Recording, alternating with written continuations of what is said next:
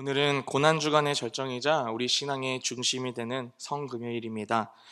예수님께서는 우리의 죄값을 완전히 해결하시려 이 십자가 위에서 모든 고통을 감당하시고 죽으셨습니다. 우리를 위해 십자가 고난을 당하신 그 예수님, 고난의 절정인 그 죽음 앞에 서 있는 그 예수님은 우리에게 그 죽음 너머에 있는 놀라운 은혜를 보여주십니다. 오늘 말씀을 통해 하나님께서 십자가 대속 사건을 통하여 우리에게 전하고자 하시는 그 말씀, 또한 그 마음이 무엇인지 같이 한번 살펴보면 좋겠습니다. 죄 없으신 예수님께서 십자가형을 받으신 이 일은 역사상 가장 억울하고 불법이 행해진 일이었습니다. 당시 이 십자가형은 굉장히 수치스러운 형벌이었으며 가장 잔인하면서도 오랜 시간 고통스럽게 하다 죽이는 형벌이었습니다. 저주의 상징이었고요. 사람을 가장 비참하게 하는 형벌로 웬만한 죄로는 이 형벌을 받을 수가 없었습니다. 로마는 이 십자가형을 반역자들에게 행했으며 사람들이 잘 볼 수 있는 곳에서 집행하여서 반역자들이 나오지 않도록 두려움의 용도로 사용했습니다. 이 십자가형을 본 사람들은 한동안 트라우마로 힘들어했고, 또한 토론을 좋아하는 이 로마인들에게 있어서 십자가는 금지된 주제였습니다. 그러나 사람들은 세상 법정에서도 아무 죄가 없다 한 그 예수님을 향해서 이 십자가형을 받게 했습니다. 이 십자가형을 받는 과정은요, 시작부터 끝까지 죽음의 문턱을 오가는 고통 속에서 진행됩니다. 십자가에 못 박히기 전 이 죄수는 새꼬챙이를 넣어 만든 이 9가닥으로 된 잔인한 채찍으로 채찍 형벌을 받게 됩니다. 살이 뜯겨지는 그 상처가 너무 심해서 이 채찍 형벌로도 이 죄수들이 죽기도 했습니다. 만약 이 채찍 형벌을 버티면 죄수는 자기 몸보다 큰 그 십자가를 지고 처형 장소까지 올라가죠. 그렇게 처형 장소까지 올라가게 되면 죄수들은 완전히 벌거벗겨진 상태로 가장 예민한 신경이 있는 손목과 그 발목에 못을 박아 매달아 버립니다. 숨을 쉬려면 몸 전체를 들어야 해요. 그 순간 죽을 것 같은 고통이 찾아옵니다. 문제는 이 고통이 금방 끝나지 않는다는 겁니다. 일반적으로 이틀에서 3일 정도 진행되고 길게는 일주일까지도 살아 있습니다. 그렇게 고통이 충분히 오래 지속되었다고 여겨졌을 때 이 병사들은 죄수의 다리를 꺾어서 더 이상 숨을 쉬지 못하게 하고 죽게 만듭니다. 이것이 예수님께서 받으신 십자가요, 그 죽음이었습니다. 오늘 본문은 십자가에 매달린 채 지금 죽음을 앞둔 예수님을 마주하는 것으로 시작합니다. 45절에 제6시에서 제9시는 유대인의 시간 개념에 따라 보면 낮 12시에서 오후 3시를 말합니다. 해가 가장 온전히 떠 있는 시간이면서 가장 밝을 때죠. 그런데 가장 밝을 그 시간에 지금 어둠이 지속되는 겁니다. 이례적인 일이고 자연적으로 설명할 수 없는 일이에요. 하나님의 개입으로 볼 수밖에 없는 현상입니다. 구약에서는 이 어둠이 종종 하나님의 심판과 연관되어 나타나곤 했는데 애굽에 임한 그 재앙도 그랬고 선지자들이 여호와의 날을 예언할 때에 해가 어두워지고 달이 빛을 잃게 될 거라는 그 현상이 지금과 같은 거예요.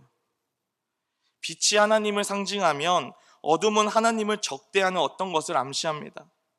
세상의 빛이신 예수님이 십자가에서 죽어가는 그 시간에 어둠이 임했다는 것은 인류의 죄에 대한 하나님의 심판이 지금 예수님께 임하고 있다는 것을 우리에게 시각적으로 보여주고 있습니다. 46절에 예수님이 이렇게 부르짖죠. 엘리 엘리 라마 사박다니, 나의 하나님, 나의 하나님, 어찌하여 나를 버리셨나이까. 예수님의 부르짖는 말에는 관계의 단절이 보입니다. 이 일이 있기 전까지 예수님은 한 번도 하나님과의 관계가 끊어진 적이 없었습니다. 예수님에게 하나님은 늘 아버지셨어요. 자신을 소개할 때도, 제자들에게 가르칠 때에도, 예수님에게 하나님은 언제나 아버지셨습니다. 그러나 지금은 아버지가 아니라 하나님이라 부르고 있죠. 더 이상 아버지와 아들의 친밀한 관계로서 부르지 않습니다. 이 순간 하나님은 예수님을 인간의 죄를 짊어지는 죄인으로 여기셨고 관계를 끊어버리셨습니다. 철저히 아들을 버리신 겁니다. 부모는 자녀를 위한 일이라면 뭐든지 하죠. 자존심이 무너지고 자기가 손해를 봐도, 심지어 내 목숨이 끊어진다 하더라도 내 자녀를 위한 일이라면 부모는 기꺼이 다 퍼줍니다. 이 도대체 자녀가 뭐길래 부모는 이렇게까지 하는지 그 마음을 저도 부모가 되어 보니까 조금씩 알게 되더라고요. 부모에게 자녀는 그냥 존재 자체로 귀한 겁니다. 내 것 다 줘도 아깝지 않을 만큼 사랑스러운 존재며 전부인 거예요. 우리도 마치 이와 같은데 사랑 그 자체이신 하나님과 그 예수님의 관계는 우리의 어떤 관계보다 더 친밀하고 사랑의 관계였을 겁니다. 혹여나 버려질까봐, 잃어버릴까봐 초조하거나 두려워할 필요가 없는 관계였고, 버려지거나 단절되는 것 자체가 없는 완벽한 관계였습니다. 그런데 지금 하나님께서 사랑하는 독생자 예수님을 버리신 거예요. 버렸다는 것은 연을 끊었다는 거예요. 남이 되겠다는 겁니다. 가장 사랑했고 가장 사랑하고 전부였던 그 하나뿐인 아들, 이 독생자는 단순한 하나뿐인 아들 차원을 넘어서 유일하고 특별한 존재로서 독생자예요. 그 독생자 예수님을 하나님께서 버리신 겁니다. 예수님의 이 외침은 단순한 고통의 표현이 아니었어요. 죄 없으신 하나님의 아들이 하나님께 철저히 버림받는 순간이었고, 우리 죄를 대신 짊어지는 하나님의 구원의 극치입니다. 하나님은 가장 사랑하는 하나뿐인 그 특별한 아들 예수님을 우리 때문에 버리셨습니다. 예수님을 가장 아프게 한 건 다름 아니라 아버지와의 단절이었어요. 그러나 자기 백성들의 죄를 짊어지기 위해서는 아버지로부터 분리되어야 했습니다. 예수님은 마치 도살장에 끌려가는 양처럼 아무 저항 없이 자신을 내어주셨어요.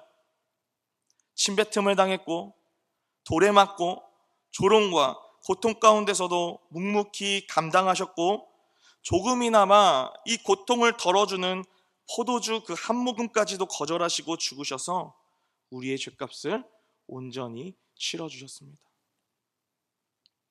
그러면 하나님과 예수님의 이 관계를 단절시키고 예수님을 죽음으로 내몬 우리의 죄악은 얼마나 심각한가? 얼마나 심각하길래 하나님이 직접 이 문제를 해결하러 오셨는가?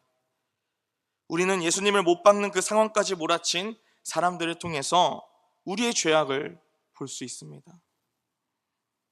자기 이익을 위해 불법을 저지르고 사람들을 사서 이 죄 없는 예수님을 죽이라고 선동한 종교 지도자들이 있었죠. 죄가 없는 것을 알면서도 무리가 두려워서 법대로 재판하지 않고 방관한 빌라도가 있었습니다. 예수님께서 행하신 일들을 보았음에도 불구하고 예수님을 모함하고 조롱하는 침뱉는 백성들이 있었죠. 어떻게 하면 더 수치스럽고 잔인하게 괴롭힐지 조롱하는 로마 병사들이 그 자리에 있었습니다. 여러분, 이것이 우리의 죄된 모습과 같다는 거예요. 우리가 짓는 죄가 이들의 짓는 죄와 별반 다를 게 없습니다. 내 이익을 위해서라면 언제든 예수님을 팔아넘기는 것이 우리의 모습이에요. 하나님을 위한다고 하지만 정작 내 체면, 내 명예, 내 영광이 더 중요한 게 우리입니다. 내 이익을 위해서라면 언제든 법을 어길 수 있고, 죄인 것을 알면서도 죄를 두려워하지 않는 마음, 죄를 타협하는 마음, 하나님이 주신 그 은혜와 복음을 깨달았음에도 복음을 값싸게, 복음을 무능력하게 거짓으로 만들어버리는 우리의 행실들, 하나님 마음을 아프게 하는 걸 알면서도 내가 더 중요해서 하나님을 신경 쓰지 않는 것, 이것이 우리의 죄라는 겁니다. 하나님을 알되 하나님을 영화롭게 하지 아니하며 감사하지도 아니하고 오히려 그 생각이 허망하여지며 스스로 지혜 있다 하지만 어리석은 것, 잘못된 걸 알면서도 고치지 못하는 상태, 아픈데도 아픈지 모르는 이 영적 문둥병자와 같은 상태가 바로 우리의 상태라는 거예요. 그래서 예수님이 이 땅에 오신 겁니다. 우리의 힘으로 회복할 수 없기 때문에, 우리의 힘으로 나아질 수 없기 때문에 예수님은 우리를 대신해서 죄인이 되시고 하나님의 저주를 받으셨습니다. 갈라디아서 3장 13절에 그리스도께서 우리를 위하여 저주를 받은 바 되사 율법의 저주에서 우리를 속량하셨으니 기록된 바 나무에 달린 자마다 저주 아래에 있는 자라 하였음이라. 우리의 이기심이 예수님을 버림받게 했어요. 우리의 이기심이 예수님을 못 박았고 저주 아래 있게 했으며 우리의 이기심이 예수님을 죽게 한 겁니다. 하나님 편에서는 손해볼 일이에요. 안 해도 될 일입니다. 다 없애고 다시 시작해도 됩니다. 그러나 하나님은 우리를 사랑하셔서 포기하지 않으시고 회복시키고자 한 거예요. 내 백성, 내 자녀로 여기시고 사랑으로 품으셨습니다. 그래서 하나님은 아들을 기꺼이 버리셨고 아들 예수님은 자원하여 많은 이들의 대속물이 되어주셨습니다. 죽음을 앞둔 그 순간에도 자기 백성을 위해 기도하시는 예수님이시죠. 누가복음 23장 34절에 아버지 저들을 용서하여 주옵소서 자기들이 하는 것을 알지 못함이니이다. 이처럼 십자가는 우리를 향하신 하나님 사랑의 극치입니다. 여러분, 우리가 한 것은 못 박은 일이었어요. 우리가 한 건 주님의 마음을 아프게 한 것이었습니다. 우리가 한 건 원수 행동이었어요. 그러나 하나님은 우리의 연약함을 보시고 이미 그 연약함을 다 아시고 사랑으로 품으셨다는 겁니다. 우리를 대신에 고난받으셨고 우리를 대신에 죽으셨어요. 죄가 주는 그 비참함에서 우리를 구원하러 오셨습니다. 여러분, 이 세상에서 일어나는 일들을 보세요. 죄의 비참에서 오는 일들입니다. 문제투성이에요. 육체적인 문제, 정신적인 문제, 경제적인 문제, 수많은 문제들이 우리를 위협합니다. 예상치 못한 문제들, 당장에 해결할 수 없고 손 쓸 수 없는 문제들, 오랜 시간이 지나도 바뀌지 않는 그러한 상황들, 문제들을 맞닥뜨릴 때에 우리의 인생은 어둠 같습니다. 절망적이에요. 포기하고 싶고 버려진 인생 같습니다. 그때마다 우리가 기억해야 할 것은요, 십자가라는 겁니다. 죄의 비참에서 오는 어둠을 예수님은 먼저 경험하셨고 그 어둠 속에서 우리를 구원하시려고 그 자리에 계십니다. 이 보네포의 말대로 하나님은 우리가 버려진 것처럼 느끼는 바로 그곳, 아무도 없는 것 같은 바로 그곳에 함께하고 계신다는 거예요. 고통과 침묵, 이 절망의 자리, 하나님께서 가장 외면하시는 것처럼 보이는 그 자리에서 하나님은 예수님을 통해 우리 가운데 계시고 사랑의 극치를 보이셨습니다. 따라서 예수님이 버려지신 그 십자가의 자리는 하나님의 부재가 아니에요. 하나님을 가장 깊이 만나는 임재의 자리입니다. 그분의 사랑을 깨닫는 자리예요. 절망이 소망으로 바뀌는 자리입니다. 오늘 본문 51절에서 54절을 보면 예수님이 숨을 거두시자 네 가지 일이 일어납니다. 51절에 성소 휘장이 위로부터 아래까지 찢어져 둘이 되고, 이 휘장은 성소와 지성소를 분리시키는 두꺼운 휘장으로 사람들이 하나님의 임재가 있는 그 지성소에 들어가지 못하게 하는 장벽이었어요. 오직 대제사장만이 1년에 한 번 속죄일에 그곳에 들어갈 수 있었습니다. 만약 대제사장이 이 지성소에 들어갈 때에 이 죄 문제가 해결되지 않은 상태라면 그는 곧바로 그 자리에서 죽었습니다. 그만큼 하나님이 계신 지성소는 거룩한 곳이며 죄와 함께 할 수 없는 곳이었죠. 그래서 사람들은 그 휘장조차도 함부로 할 수가 없었습니다. 그런데 예수님의 죽음으로 지금 휘장이 찢어졌다는 것은 이제 모든 믿는 자들이 하나님께 나아갈 수 있게 되었다는 거예요. 예수님의 희생을 통하여서 그분의 보혈을 의지하여 하나님과 사람 사이의 그 관계가 회복되었다는 겁니다. 하나님께 갈 수 없게 만든 그 죄를 예수님께서 단번에 해결해 주셔서 하나님께 나아갈 수 있게 되었습니다. 둘째로 땅이 진동하며 바위가 터지고, 이 지진은 종종 하나님의 임재와 능력을 상징했어요.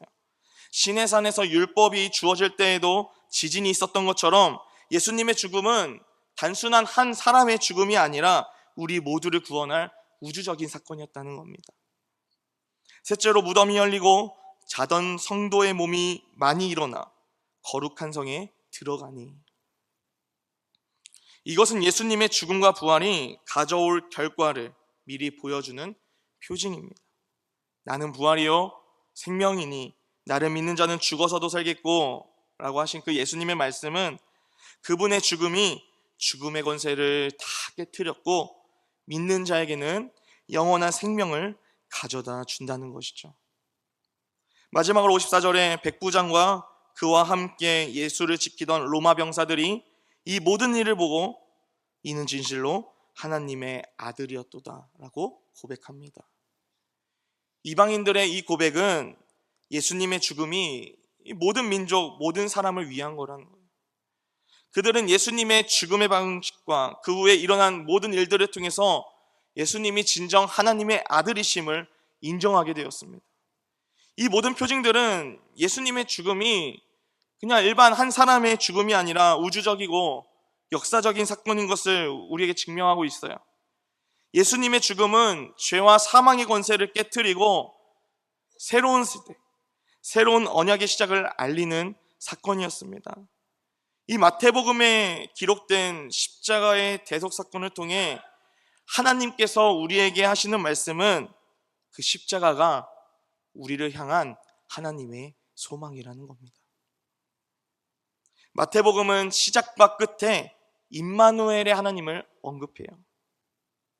이것은 하나님이 우리와 영원히 함께하고 계신다는 그 사실을 강조하고 있는 겁니다. 하나님은 창세전부터 우리가 죄의 비참에 있기 전부터 우리와 함께 하시려고 이 십자가를 계획하셨어요. 이 땅에 예수님을 보내신 이유, 하나님께서 하나밖에 없는 그 아들을 버리신 이유, 우리를 위해 죽고 부활하신 이유, 이 모든 이유가 우리와 함께 하시기 위해서였습니다. 볼지어다 내가 세상 끝날까지 너희와 항상 함께 있으리라. 하나님은 이 약속을 지키셨고 지금도 지키고 계시고 앞으로도 계속 지켜가십니다. 이것이 우리를 향한 하나님의 소망이라는 거예요. 여러분, 그리스도인으로 살아간다는 것 외로운 길이죠. 세상 속에서 낯선 자로 걷는 길입니다. 하나님의 뜻대로 살고자 애쓰는 그 순간에 세상이 우리를 이해하지 못할 때가 참 많아요. 믿음 때문에 외로움을 겪고 의롭게 살려다 보니 손해를 보고 기도해도 당장 길이 보이지 않아 낙심이 될 때에 그때마다 우리는 그 십자가를 기억해야 합니다. 그 십자가는 오늘 우리에게 분명하게 말씀합니다. 예수님께서 철저히 버림받으셨기 때문에 우리는 결코 버림받지 않는다는 거예요.